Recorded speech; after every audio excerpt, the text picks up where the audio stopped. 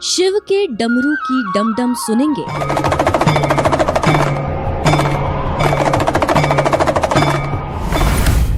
रंग बदलते गिरगिट की चाल देखेंगे, ऊंचा पहाड़ चट्टाने विकराल को छुएंगे, ऐतिहासिक महल के सीक्रेट द्वार से आर पार चलेंगे। यहाँ से राजा महाराजा रामनगर तक जाते थे। अगर जवाब हाँ है तो चले आइए जबलपुर से 11 किलोमीटर दूर एक चट्टान को तराश कर बनाए गए मदन महल फोर्ट, जो बीन घुमक्कड़ की घुमक्कड़ी का नया पड़ाव। वही मदन महल जहां सोने का अनमोल खजाना दबा होने की बात कही जाती, वही महल जहां प्रेत आत्माओं के वास की खबरें उड़ाई जाती, वही महल जहां एक सीक्रेट सुरंग होने का दावा किया जाता है। इस ऐतिहासिक धरोहर की परत दर परत खोलने वाले हैरत अंगेज ट्रिप की शुरुआत बीन घुमक्कड़ ने दिल्ली से की।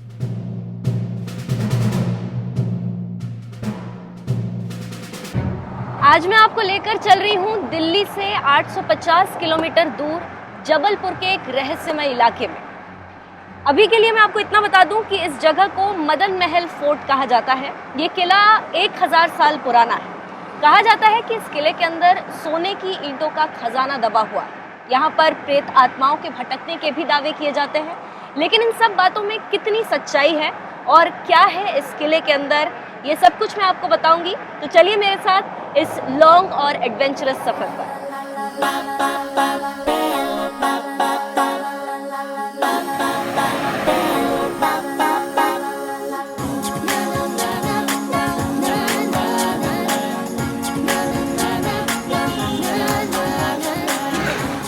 करीब 850 किलोमीटर लंबे सफर के बाद बीन घुमक्कड़ उस पहाड़ी तक जाने वाले आखिरी पड़ाव पर जा पहुंचा, जहां से 2 व्हीलर और 4 व्हीलर नहीं जाते। यहां से 205 सीढ़ियां 11 नंबर की गाड़ी की मदद से चढ़नी होती है।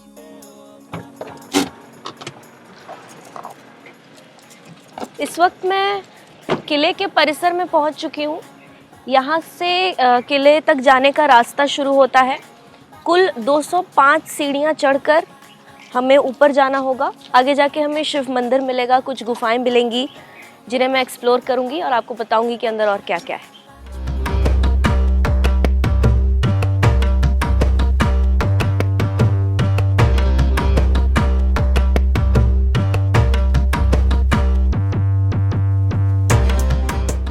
सीढ़ियों से आगे बढ़ते हुए मन में एक ख्याल बार बार आता रहा कि क्या वाकई इस किले के आसपास खजाना दबा हो सकता है?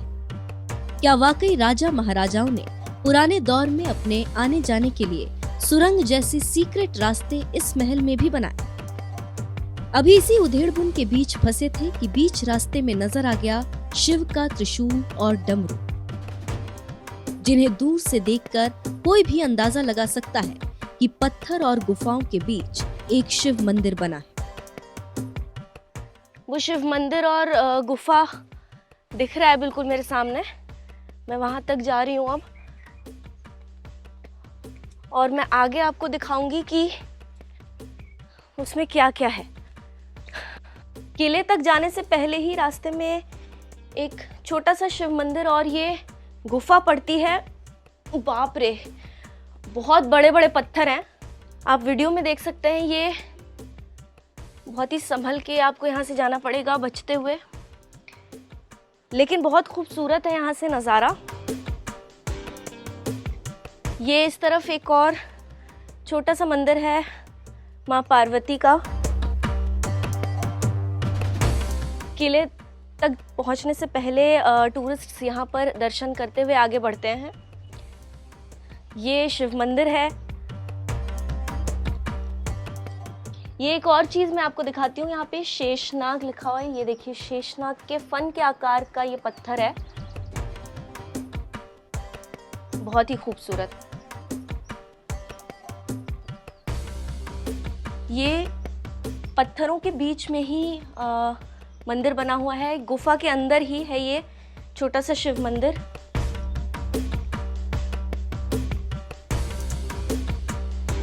अब यहाँ से ज़्यादा दूर नहीं है किला, यहाँ से अब आगे बढ़ते हैं और चलते हैं किले की ओर।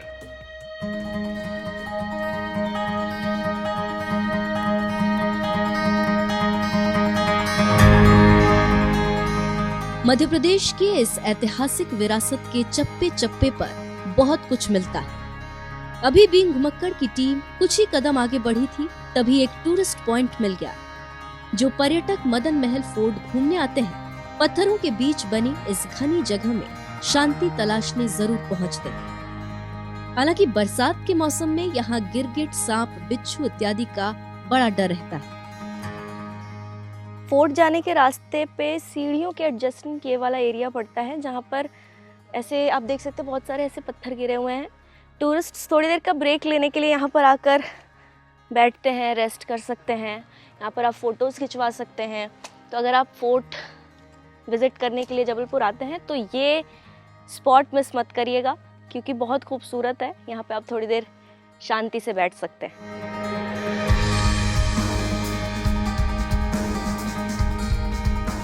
आप एडवेंचर के शौकीन हैं, तभी किले के आसपास बने ऐसे ठिकानों को एक्सप्लोर करें, वरना सीधे गंतव्य की ओर चल दें।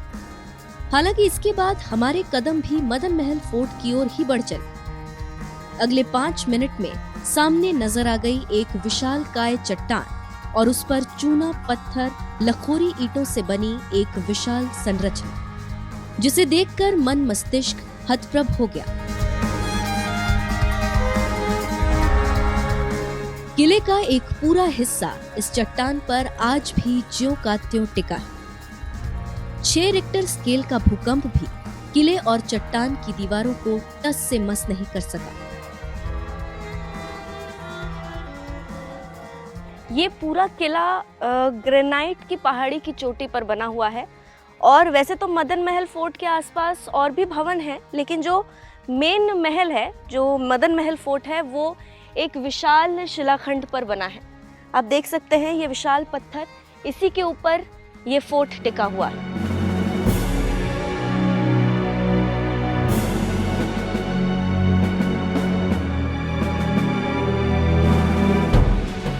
माना जाता है कि इस अजीब संरचना वाले किले या वॉच टावर को 11वीं शताब्दी में 34वें गोंड राजा मदन सिंह ने बनाया था। महल का संबंध रानी दुर्गावती और उनके पुत्र वीर नारायण से भी रहा, इसीलिए इसे दुर्गावती किले के नाम से भी जाना जाता है। इतिहास की यादों के बीच आखिरकार हम किले के मुख्य द्वार तक पहुंच गए। कुल मिलाकर नीचे से ऊपर आने वाली सीढ़ियां किले के अंदर तक लगातार जारी रहती है।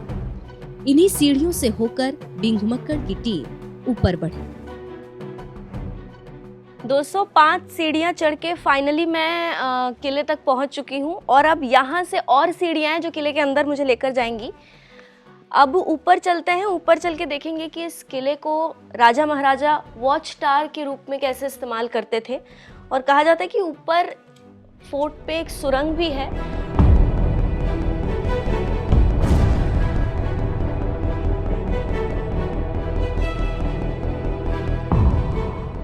अमूमन किलों का रास्ता ऐसा नहीं होता। हालांकि ये निगरानी के लिए बनी इमारत यानी सैन्य पोस्ट थी, इसीलिए नीचे से ऊपर जाने वाली सीढ़ियों का रास्ता संकरा है, जहां से एक बार में एक ही शख्स ऊपर या नीचे आ जा सकता है। ऊपर पहुंचते ही किले के चारों ओर जगह जगह पर निगरानी छिद्र बने दिखाई देते हैं। इन्हीं सुराखों से गोंड राजाओं के सैनिक दुश्मनों पर कड़ी नजर रखते थे। हालांकि अब यहाँ से आसपास के खूबसूरत इलाके समेत समूचा जबलपुर शहर दिखाई देता है। बिल्कुल मेरे नॉर्थ पे यहाँ पर मैं आपको दिखाती हूँ। आपको दूर वो मंदिर दिख रहा होगा, वो जैन टेम्पल है, जो कि एक पहाड़ी पर बसा हुआ है और चारों तरफ से हरियाली से घिरा हुआ है। बहुत ही खूबसूरत लग रहा है यहाँ से वो मंदिर। उसके अलावा पूरा शहर आप देख सकते हैं। जबलपुर सिटी यहाँ से बहुत साफ दिख रही है और पूरा शहर दिख रहा है। दूसरी तरफ से आपको दिखाती हूँ, ये छोटे छोटे ऐसे विंडोज़ बने हुए हैं यहाँ पर। यहीं से देखा जाता था शहर, और दुश्मनों पर भी नज़र रखी जाती थी। दोनों तरफ बना हुआ है ये किले के पीछे वाला हिस्सा है, यहाँ से भी पूरी ग्रीनरी दिख रही है। ये जो एरिया है, यहाँ से मैं आपको दिखाती हूँ कि ये पूरा जबलपुर सिटी यहाँ से दिख रहा है। मेरे लेफ्ट साइड पे उस तरफ सूपा ताल दिख रहा है, इस तरफ गंगा सागर है। यहाँ से किले का जो कैंपस है उसमें जो बाकी चीज़ें वो भी यहाँ से आप देख सकते हैं। सामने अस्तबल है और लेफ्ट साइड पे वहाँ बावली बनी हुई है, मीटिंग हॉल है।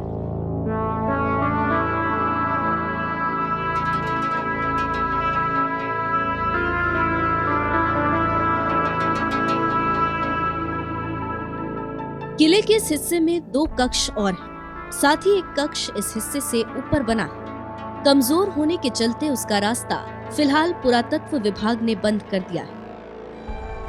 यही नहीं, नीचे के हिस्से में बने एक कमरे में गोंड राजाओं का सीक्रेट द्वार है। अब उस सुरंग का रास्ता बंद कर दिया गया है। ऐसी कहानियां सुनी जाती हैं कि इसी सुरंग के रास्ते रानी दुर्गावती मंडला से यहाँ तक आती थी। ऐसा भी माना जाता है कि इसी सुरंग से एक रास्ता किला परिसर से नीचे बने शारदा मंदिर तक भी जाता था। कहा जाता है कि रानी दुर्गावती जब किले में पहुंचती तो इसी सीक्रेट रास्ते से मंदिर में पूजा को जाती थी। जो मैंने आपको पहले बताया था, एक सुरंग जाती है नर्मदा नदी तक और रामनगर तक। ये है वो सुरंग, ये वो जगह है। यहाँ से आप देख सकते हैं ये सुरंग, ये रास्ता यहाँ से स्टार्ट हो रहा है सुरंग का, जो जहाँ से राजा महाराजा रामनगर तक जाते थे और नर्मदा नदी तक भी ये रास्ता जाता है।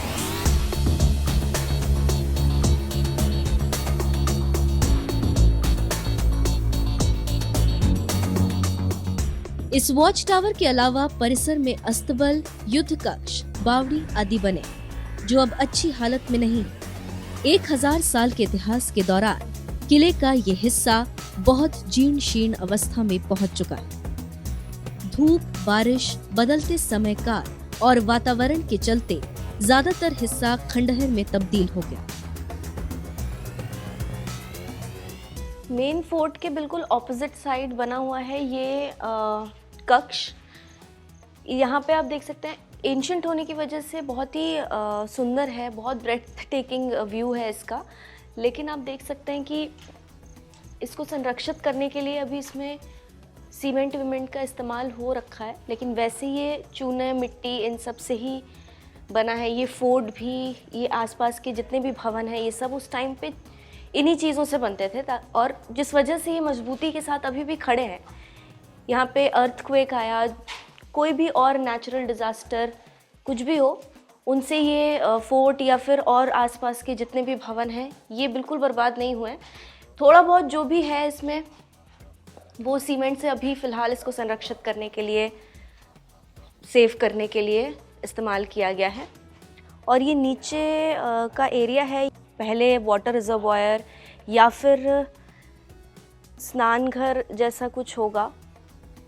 ये इसी कक्ष का दूसरा हिस्सा है जो आप देख सकते हैं टूटा फूटा है, इसके ऊपर छत भी नहीं है। यहाँ से आपको फोर्ट बिल्कुल सामने दिखेगा और जिसका व्यू बहुत प्यारा है।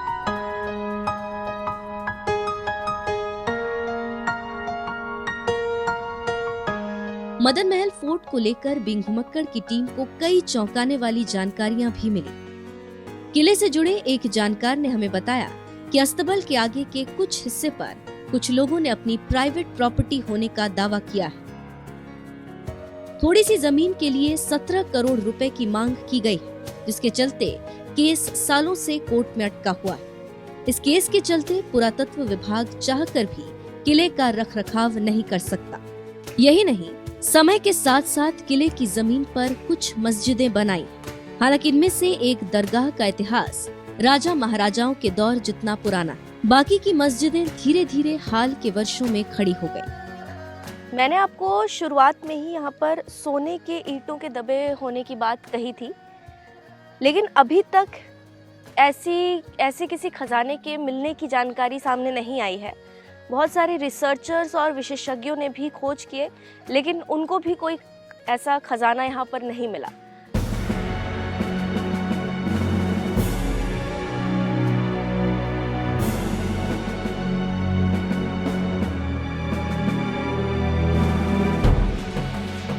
मदन महल किले की रिसर्च के दौरान बिंघुमक्कड़ को पता चला कि खजाना दबा होने की बात काल्पनिक है। हाँ, गोंड राजाओं के द्वारा एक सिद्ध पीर को 2 सोने की ईंट देने की बातें सुनी सुनाई जाती हैं। इस कहानी को जानकर ही लोग किला परिसर में खजाना दबे होने की बात मान लेते हैं। प्रेत आत्माओं के भटकने की बात भी हमारी जांच में झूठी निकली। दरअसल किला बहुत वीराने में है, चारों ओर घना जंगल है, ज्यादातर हिस्सा खंडहर में तब्दील हो गया है। ऐसे में कई खुराफाती लोग भूत प्रेतों की कहानियां गढ़ने लगते हैं। अगर आपको मदन महल देखने जाना है तो आपको पहले जबलपुर आना होगा। दिल्ली और मुंबई जैसे शहरों से जबलपुर के डुमना एयरपोर्ट के लिए डेली फ्लाइट्स हैं। दिल्ली, मुंबई जैसे बड़े शहरों से यहाँ कई बड़ी ट्रेन आती जाती है। वाराणसी, आगरा, ग्वालियर, भोपाल, इंदौर, रायपुर, पटना, हावड़ा और जयपुर जाने वाली ट्रेनों का जबलपुर स्टॉपेज है। सड़क मार्ग से भी जबलपुर अच्छी तरह जुड़ा है। जबलपुर से NH7 गुजरता है, जो वाराणसी से कन्याकुमारी तक के कई शहरों को आपस में जोड़ता है। बिंघुमक्कड़ का ये सफर आज इतना है। जल्द ही एक नए इलाके में होंगे, कुछ अनसुना अनजाना इलाका दिखाएंगे।